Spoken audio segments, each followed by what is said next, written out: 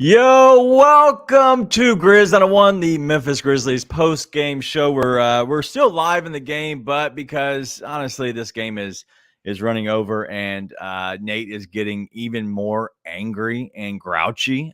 We had to go ahead and start this, but tonight the Grizzlies are coming off of an overtime loss. We're still live in the game, as I just said, but looks like the game is getting a little bit out of control. Marcus Smart just got ejected, coming off the bench, and so it's been a whirlwind of things. But all in all, the Grizzlies have fought back. I'm not sure about the actual cover at this point because the line was actually 10.5. So if you are a betting person, 10.5 is getting very, very tight. But they sent to overtime, and it was a game that I think we've all kind of gave a lot of credit to this team. But overall, so many shots from Jaren. Goon is already celebrating. Goon, we all have love to you, but it's a little much. It's too late. Nate said it's too late tonight to be hearing all that, Goon. But let's go ahead and bring in my guy.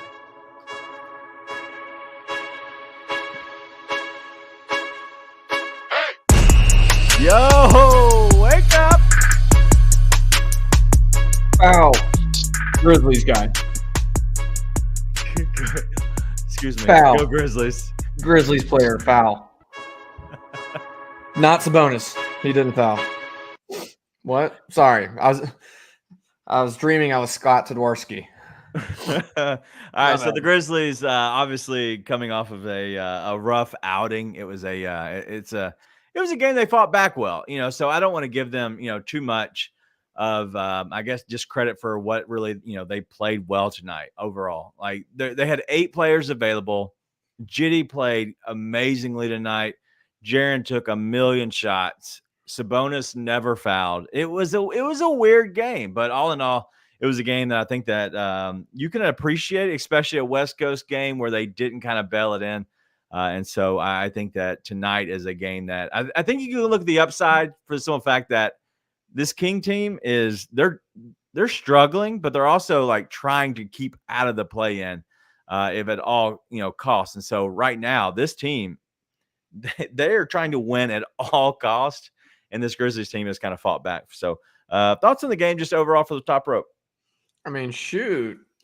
Grizz might win that game if Scott Tedorski's not in Sacramento. I was wondering what was going on because our beloved Jenna Schroeder was on the call. Shout out Jenna. Always a big fan of Jenna. Great referee. You like her? And I look over. I do. I think she's actually a very, very good ref. That is not sarcasm. Sorry. Is so that's the blonde lady, correct? Yeah, it's Jenna Schroeder. Okay. My sarcasm may come off as reality and vice versa. I actually do think Jenna Schroeder is a very good referee. Yeah. Scott Tedorski is just an effing master splinter rat looking dude. And I just can't. And he's a terrible referee. So no doubt. It's crazy what happens. You put Desmond Bane back in the lineup, and all of a sudden this team's competing with all these Western Conference teams.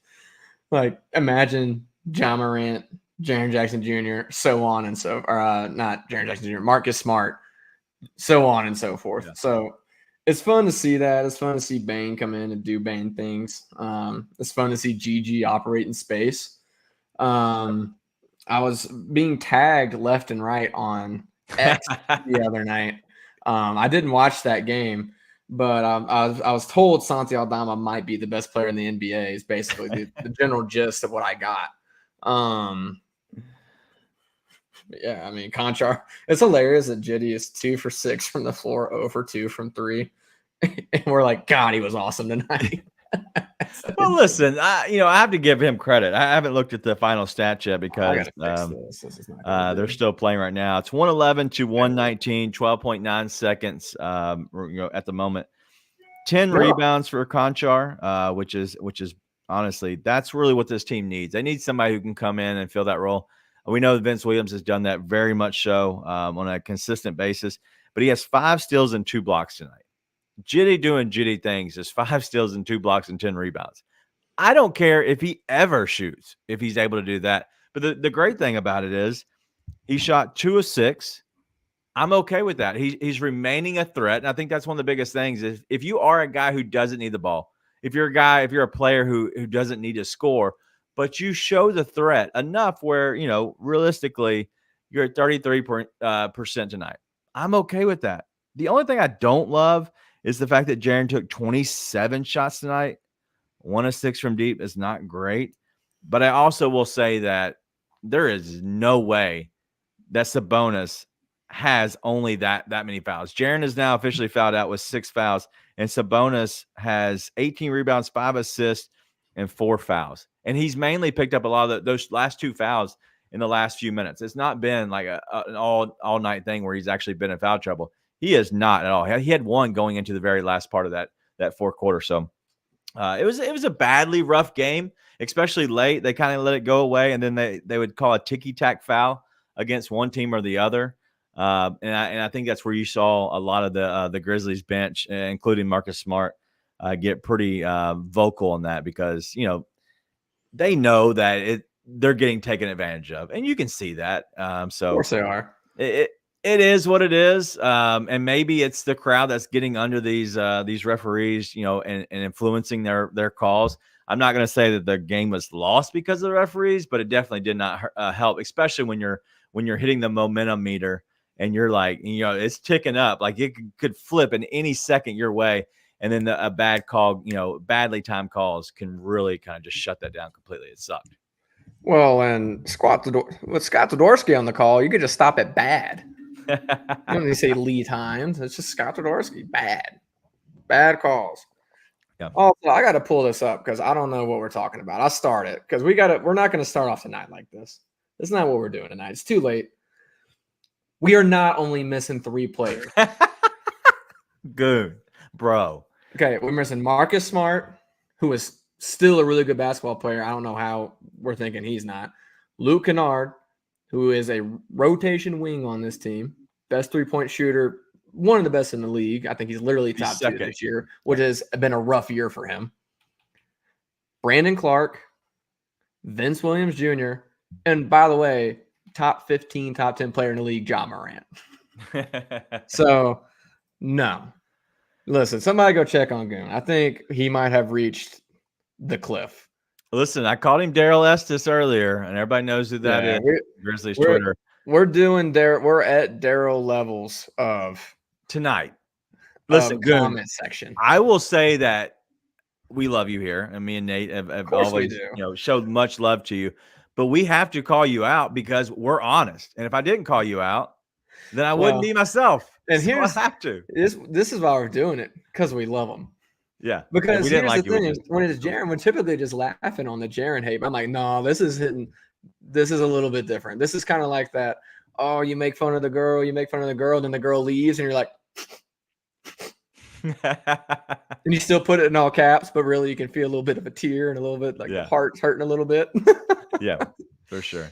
Listen, we're all tired. That was a rough game. As soon as we went to OT, I was like, can we just lose or win now? Just let it be done, please.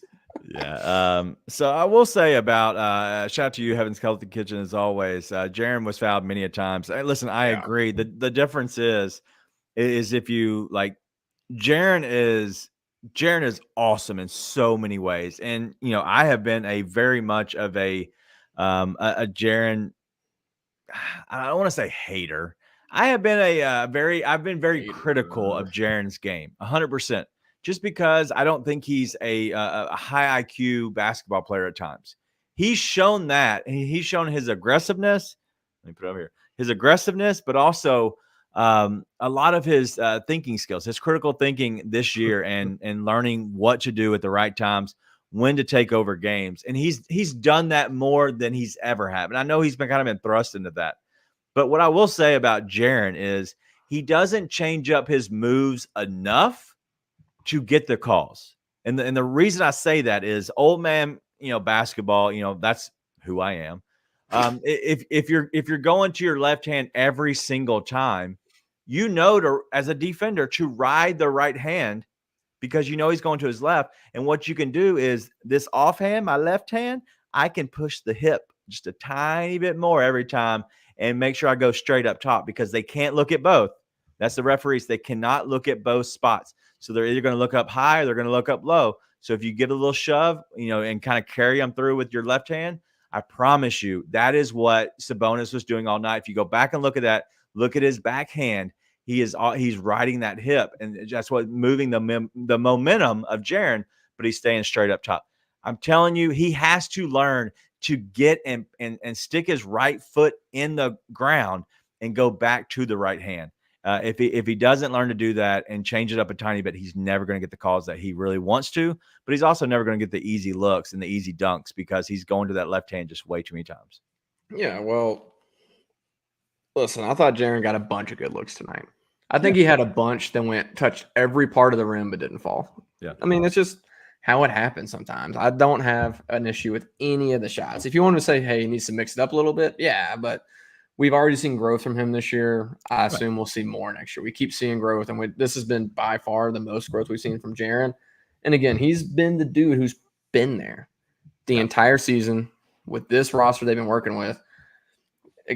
All criticism is fair. Not all criticism. Criticism of anyone is fair. I just have a hard time really saying anything about Jaren when he's taking 27 shots, but they're all really good looks. Well, they're at the front of the rim. Yeah, I'm like, they're right there. So, like, I have no problem with him taking those shots. I'd say most nights he finishes more like 14, 16 for 27 with the looks that he got tonight. Also, it shouldn't be 8 for 27. It should be 8 for like 22 when you should have gotten 10 more free throws. So let's speak on that real quick. It was rough both ways, by the way. Like, truly, the officiating is terrible both ways. So it's not just against the Grizzlies. Yeah, dissecting the game a little bit further, if you look at the two bigs, Jaren had 25 points as well as Sabonis.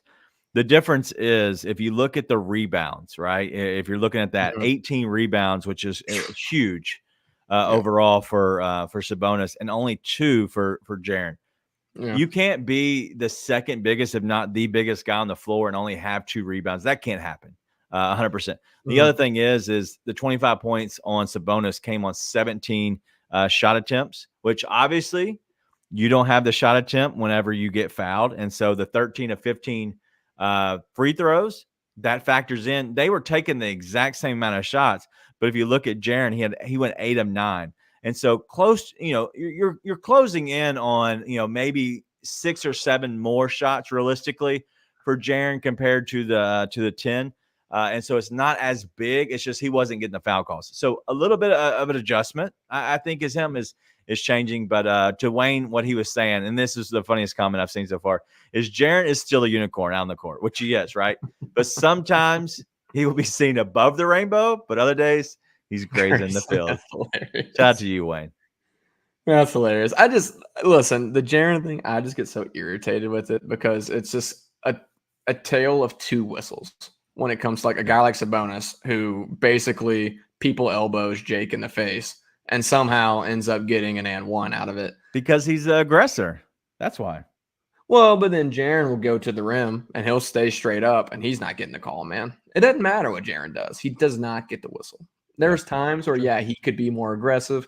He could have better form. Dog, he does not get the same whistle as other guys of his caliber. It's just, and it's infuriating because it makes no sense. Why do you think that I have no idea. I think it's because they don't like his body. He's so lanky and it like looks like it's like a wounded deer, but then he knows what he's doing, but they just don't know how to call it. They think he's the one that's out of control, despite the fact he is in control. Yeah. But it doesn't matter why. They got to freaking fix it. I mean, it's a defensive player of the year. What do you have to do to get a good whistle at this point? I mean, truly, like, I don't know. Like, Rudy Gobert gets a better whistle. Yeah. I don't know what to do at this point. So that's why I get so mad when people are getting on Jaren, because I'm like, he gets hacked every night and doesn't get it, man. Yeah. Well, I think you got to I think this is something that he needs to work on. I think in the past it has been his aggressiveness, and as Black Ninja DJ saying, is the thing about Jaren tonight, his aggressiveness in that second half was through the roof. It was so much better. But the problem with him is you have to learn how to get those fouls. And as I was talking about that earlier, and I'm not gonna keep harping on it, you have to make some adjustments. And I think that, listen, he's never gotten the calls, but he's been much better defensively, not getting those calls called on him, right? He's learning.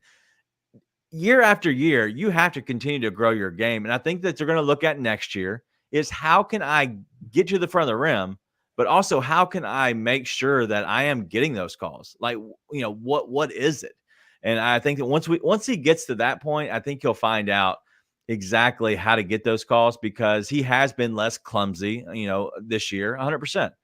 But he's still long and lanky. He's still growing into his body. I don't think everybody realizes that. Crazy. The dude is still growing into his Crazy body. that he's still doing that, because he looks like a baby giraffe at times, and I understand because he's still growing into his body. So, shout out to him. Listen, he's been the one shining light in the season so far. And so he'll learn to get those calls. It'll take time. And as D'Angelo's saying, is that he will learn to get those calls. It's just a little bit of a tweak. And and just like Sabonis is getting them now. It's also just a criticism of the modern NBA that you have to learn how to get foul calls. Like freaking just call the fouls and don't be dog shit, Scott Twarowski. Yeah. Sorry. Hey, listen, I'm assuming the kids are in bed.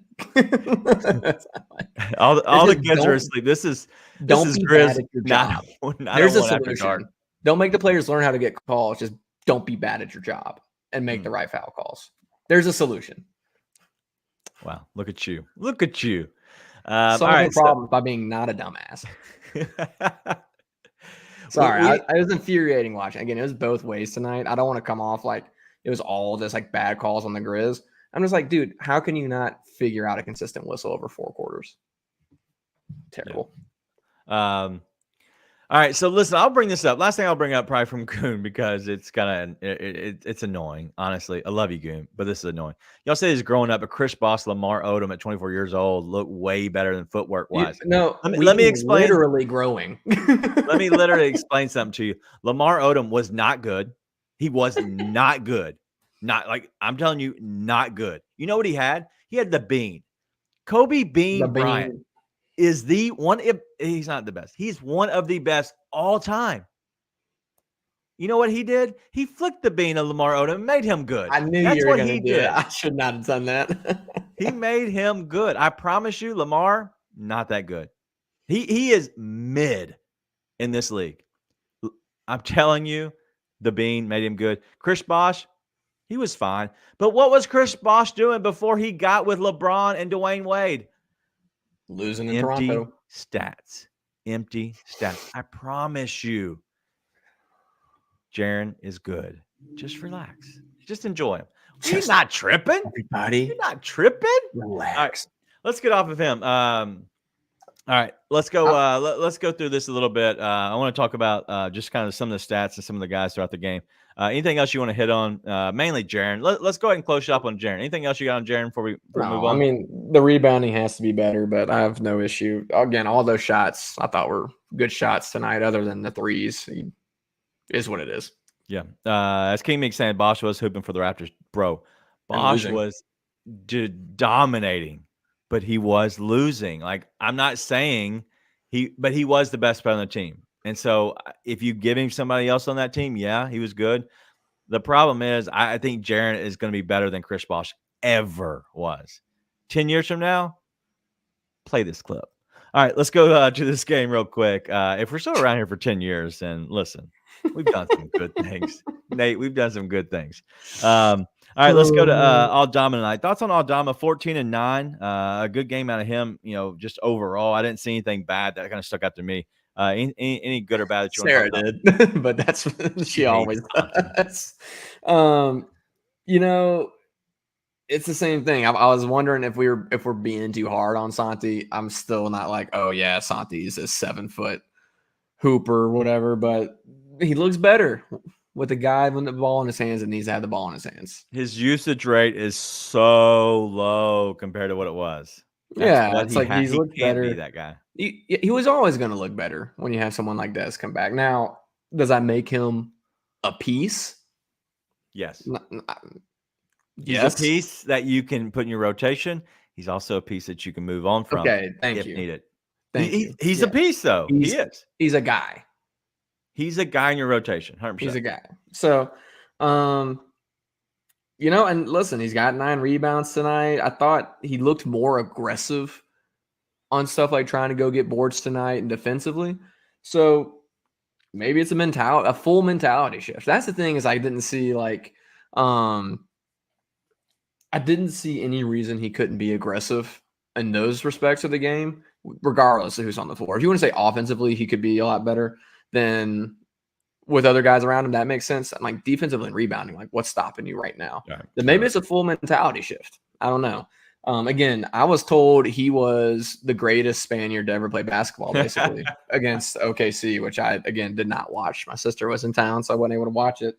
But tonight, I like what I saw. He looked much better out there, for sure. Yeah, no doubt.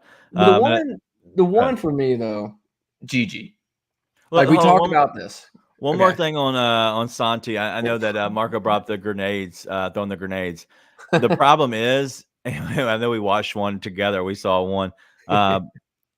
Unfortunately, that's part of the game. But the other thing is the dude will take any shot. He has no care in the world where it is. And if the clock is down below 5, somehow the ball gets back to him and he will take it.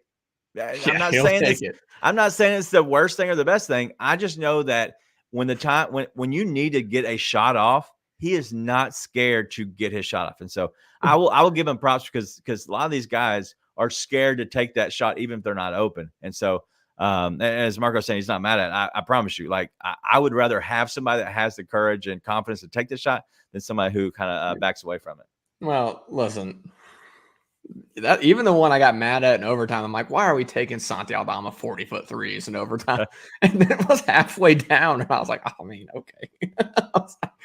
Oh man, yeah. I mean, it is what it is. So, all right, let's go to Gigi real quick. What's your thoughts on him tonight? Overall, he played 22.7 rebounds. He still doesn't pass the ball, 0 assists, 4 of 8 from deep, 8 of 13 overall. Well, how much easier does the game look for him and with Desmond Bane on the floor?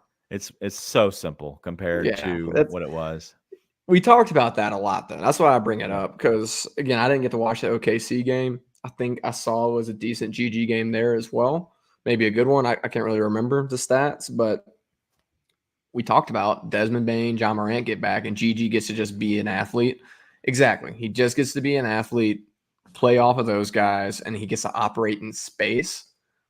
Life's going to get a lot easier. Instead, he was at the top of the whiteboard. You know, it's like, who else? Jaren, and then who? Especially when Vince went out. So what I see in Gigi is, and I hell in this house. And I compare Gigi.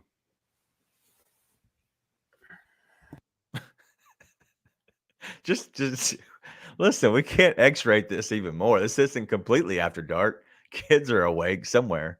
All right, so the Gigi thing, I will say that he reminds me a lot of, and being in the position that Andrew Wiggins was for the Warriors, like, is kind of the ultimate X factor. Like, you don't expect him to be a major contributor every single night.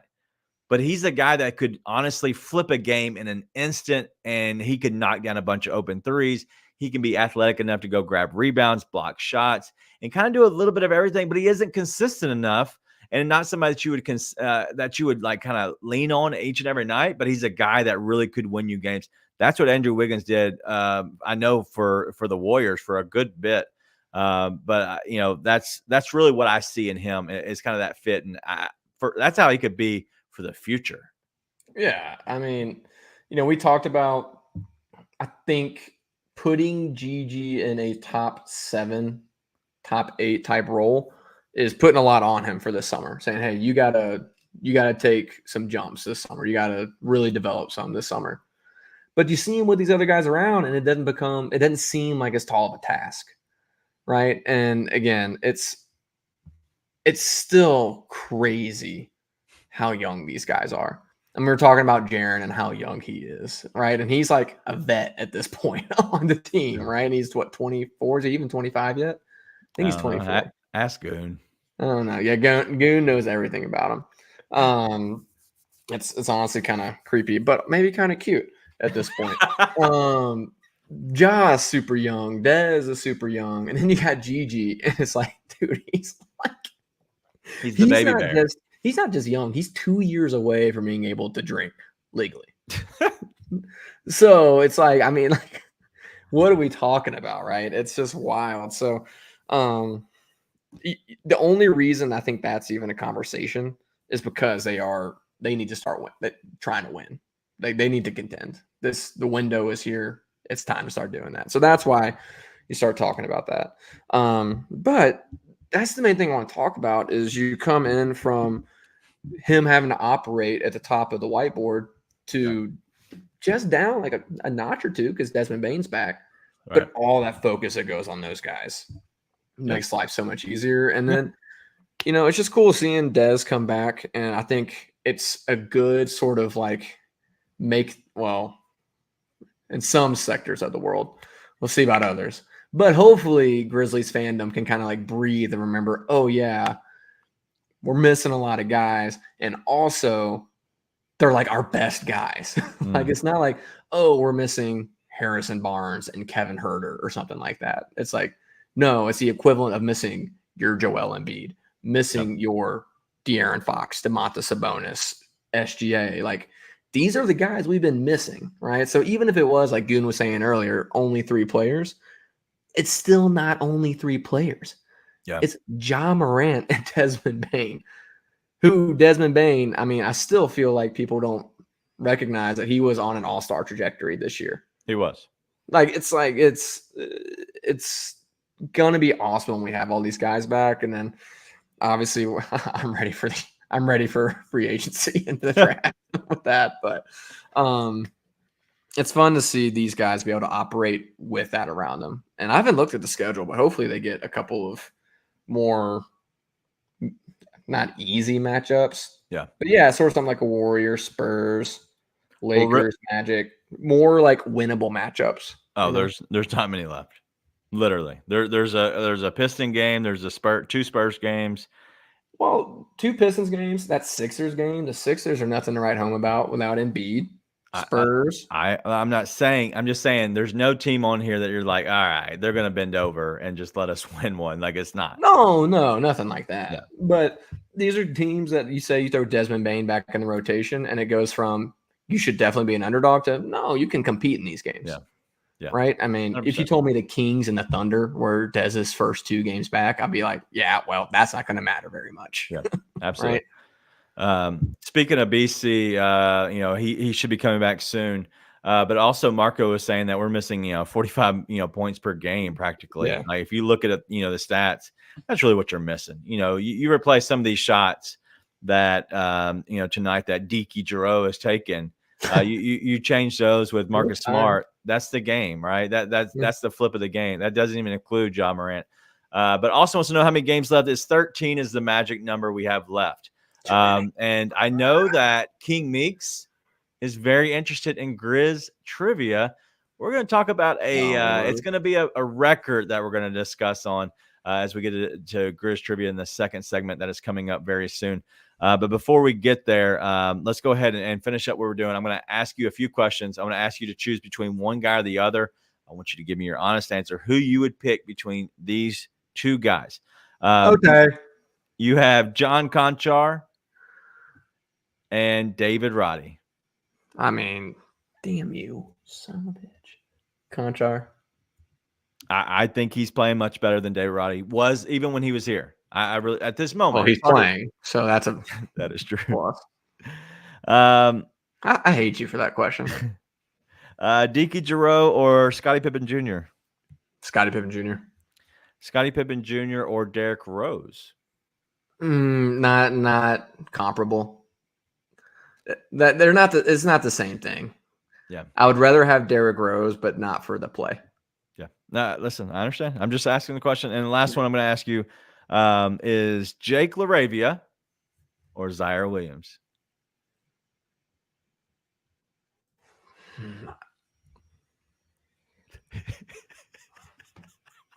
Jake LaRavia. It's crazy because I literally thought about this during the game. I'm not kidding. I was sitting there and I didn't have anyone to talk to. I'm sitting by myself like I always am these days. And I'm sitting there and I'm watching the game. And to myself, I'm like, damn, like LaRavia looks like, dare I say, good?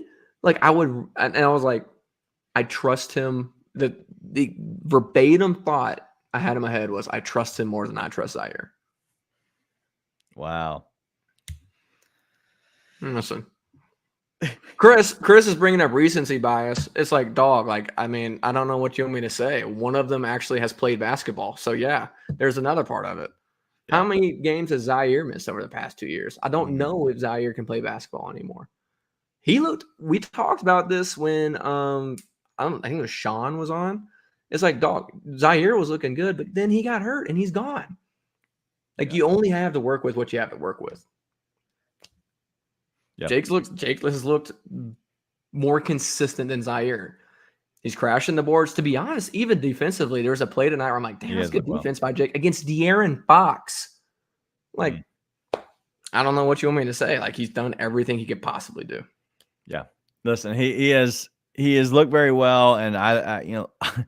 Plus, King Meeks is going to kill Zaire if he ever starts to play again. So. That's the other part.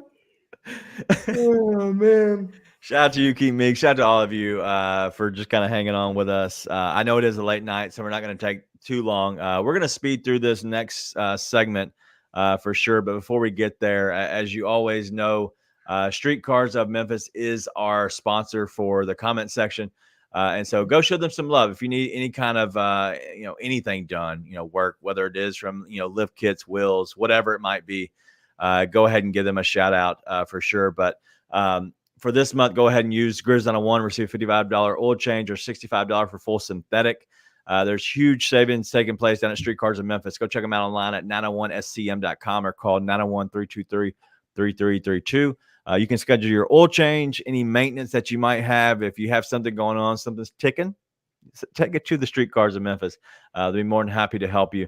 And anything you want to customize, if you got a little extra bonus, a little extra change in your pocket, you want to hook up your car, make it look good. You want to pimp your ride, go ahead and hook up the Streetcars of Memphis, and they will make sure they take care of you. So anything that you need, go ahead and give them a call. All right, so before we get off track even more, I do want to ask y'all a question that I'm going to come out with in the right after the break. So make sure you stay tuned. What do you think is more of a priority for this team? Because you're starting to hear a lot of rumors coming out about teams that are willing to make trades. I'm a big wing guy. This is Memphis. We barbecue in Wing City. So I also understand the importance of big men. The best players in the league are all bigs. If you're making a player in a lab, absolutely you want to build a Paul George player. You want to build the big wing, Kevin Durant, whatever. Like Gigi Jackson. Yeah, or Gigi Jackson, which actually I was thinking about. Well, what about Gigi, Anthony? But unfortunately, those guys aren't out there. And like, even when you start naming specific names of guys you want to get, like the quality drop off goes down quick. I do think the Grizzlies' easiest avenue to immediately improving next year and getting on the cusp of like being, like a Western Conference finalist, or maybe if you get all the great breaks going your way, is improving your center spot, just because, but there's just more of those guys I feel like available to help you out. Tune in to the Anthony Sane Show Wednesdays and Fridays at 12 p.m. weekly on the Bluff City Media YouTube channel.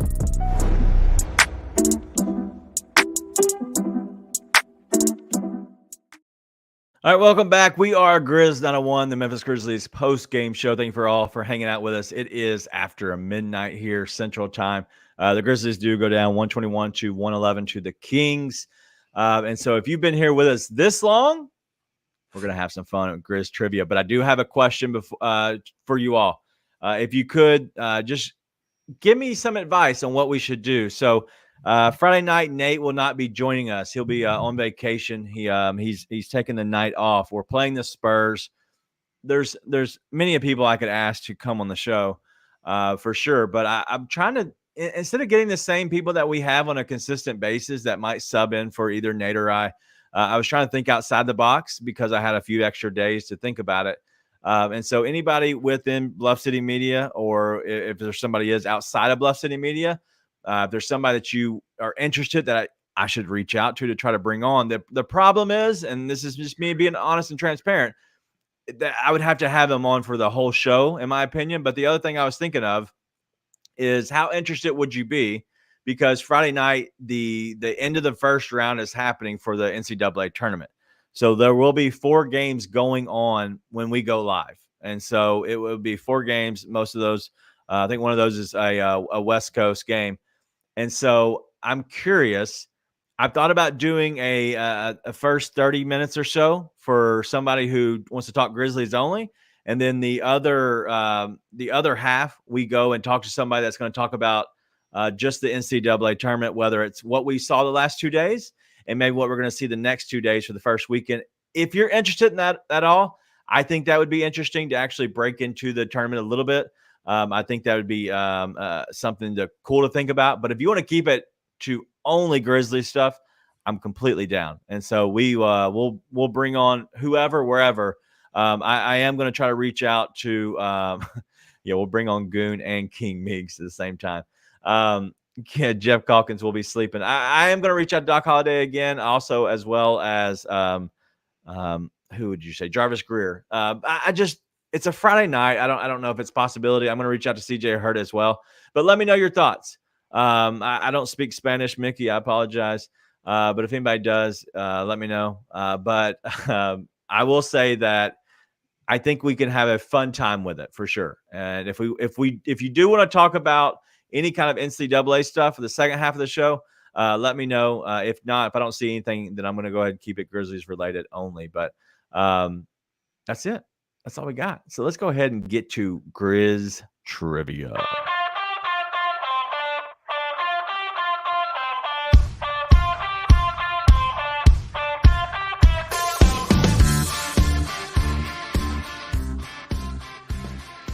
Say mucho gracias, Mickey.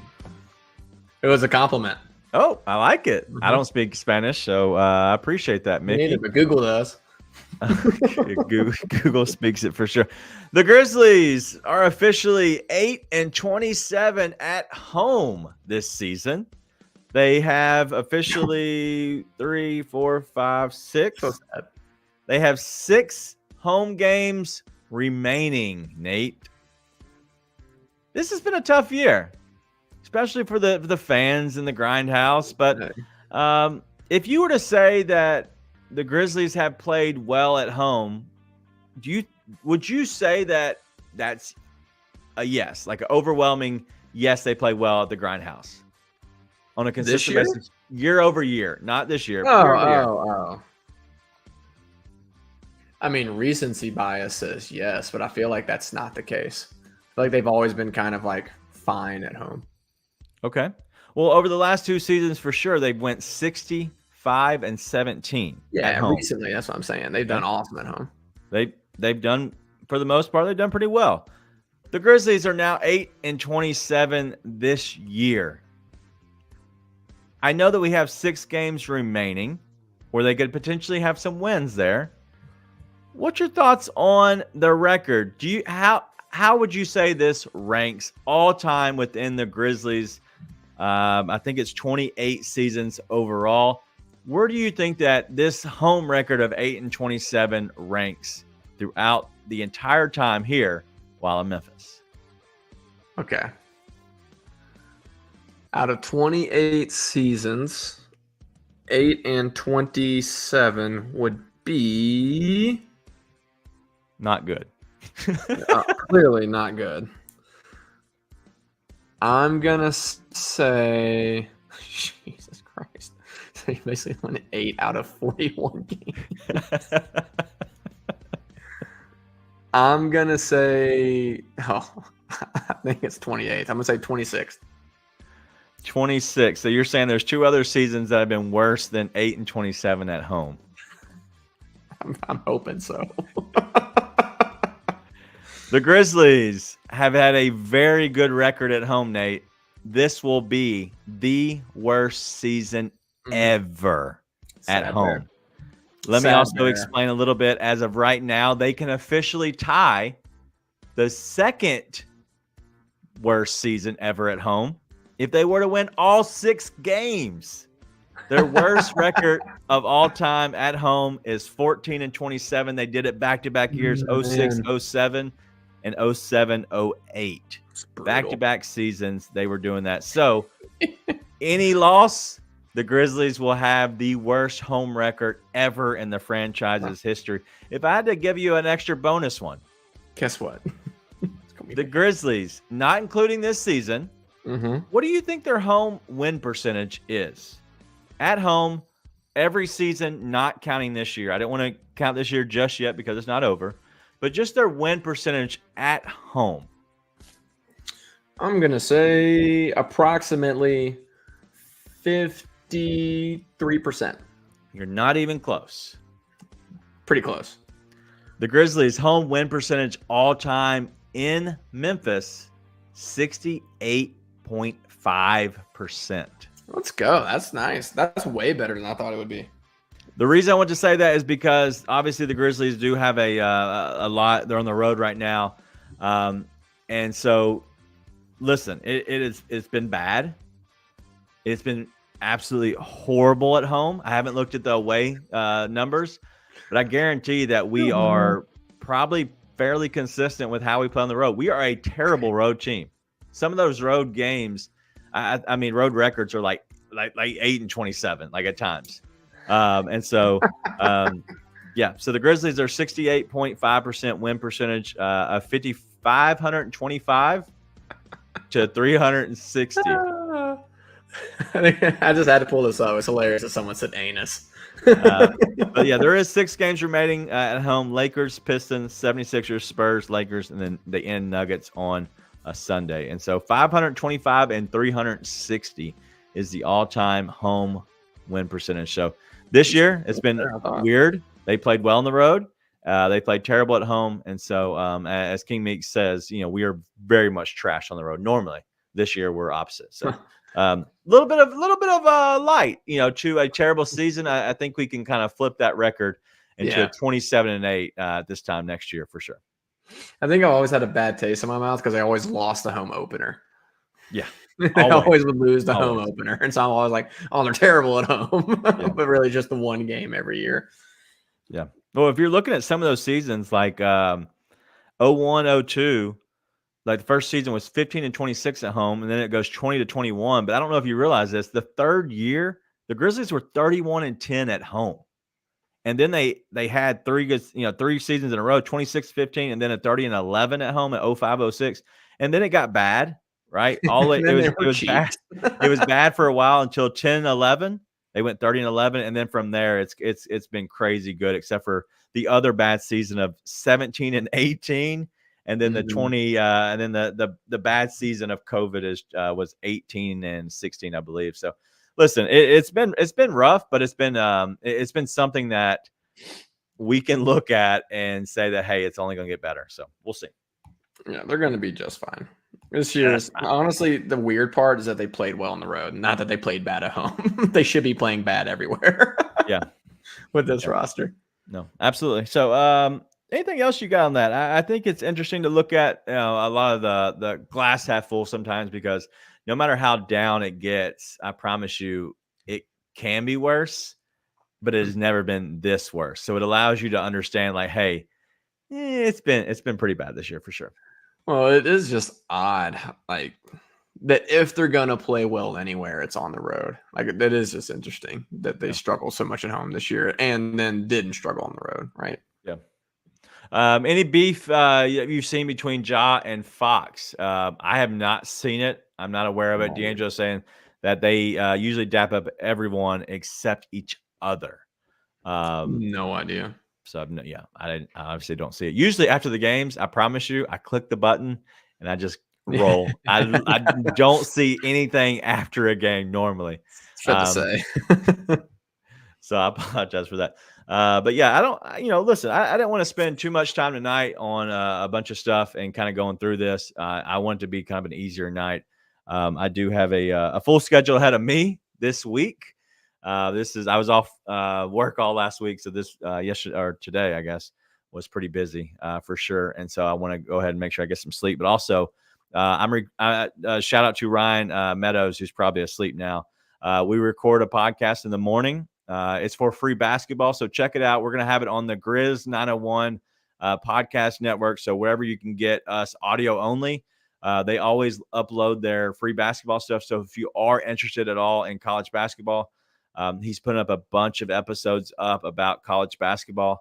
And so make sure you tune into that. But in the morning, we're going to record a spot for just breaking down some of the regions and stuff like that. So if you want to, interested in any kind of a breakdown on college basketball, anything at all, we're going to make sure we have that in the morning. And then Wednesday, I'm officially going to be an official contributor on Driving the Line. I know I've talked about that a lot. A lot of it came from, honestly, from this show, given the opportunity. And so I'm going to be a main contributor every Wednesday and for that. And so I will try not to be as clumsy or as soft as Jaron while I'm on that show. Shout out to you, Goon. Ooh. But Ooh, it should be a good time. Nate needs a shot of Red Bull, everybody's saying. Nate's tired, man. Give him a break. Yeah, no, I'm real sleepy. Yeah, we know. And you're an hour after, dude. Get out of here. Yeah, well, I actually like exercise and stuff. So you know what? You need to have your old man game at 9 p.m. So I know you didn't do nothing today. Had a game at 7. I feel like my plus minus was, I did have a game at 7. I guess my plus minus has to be incredible tonight because we were winning by 10. But every time I'd go back in, we're down 4. So I had a really good plus minus tonight. And so maybe I'm just big, thick white boy going in. I think you need to end the show. Absolutely. I'm trying. I'm doing my best. That's terrible. Before we end the show, let's get a little bit about Pew's Residential Spray. Just got sprayed last week from them. They're now officially my father-in-law. Shout out to him. If anybody's wondering, he went through open heart surgery, had a quadruple open heart surgery, whatever it's called. And so has recovering fine. I believe that he might actually be able to go home from the hospital tomorrow. And so he's crossing a lot of stuff off his list. And the doctor's kind of possibly looking at him going off home tomorrow. So either Tuesday or Wednesday, he'll be going home. So shout out to him. And prayers up. Hopefully he keeps kind of a long process ahead of him. Usually the first month after a big surgery like that is tough. But he now has Pew's Residential Spray at his house because he looked at my yard and thought, I need to look like Daniel's yard. But Pew's been around for 30 plus years servicing the Mid-South. They also are doing all of your residential stuff. So make sure you go check them out. You can call them at 901-633-2118 and let them know the Grizz 901 crew sent you. Remember, Pew's, you get that big company strength, small company values. And Nate. Delayed pause. You started out by saying, I just got sprayed by those guys. I didn't want to screw Pew's over because they're awesome. I want to let you get through it, but delayed pause. You just got sprayed by those guys today. All right, so real quick on Heaven's Healthy Kitchen. I don't know if he's still in here or not, but I want to give him a shout out. I'm going to completely butcher what he sent me today. I was just kind of up to my eyeballs and doing things today. But Heaven's Healthy Kitchen is changing their pop-up. And so if you are somebody who's, going to, always hanging out, about Heaven's Healthy Kitchen, it is a vegan, plant-based diet. Not diet, but good food, gourmet food. They're changing it to April the 7th.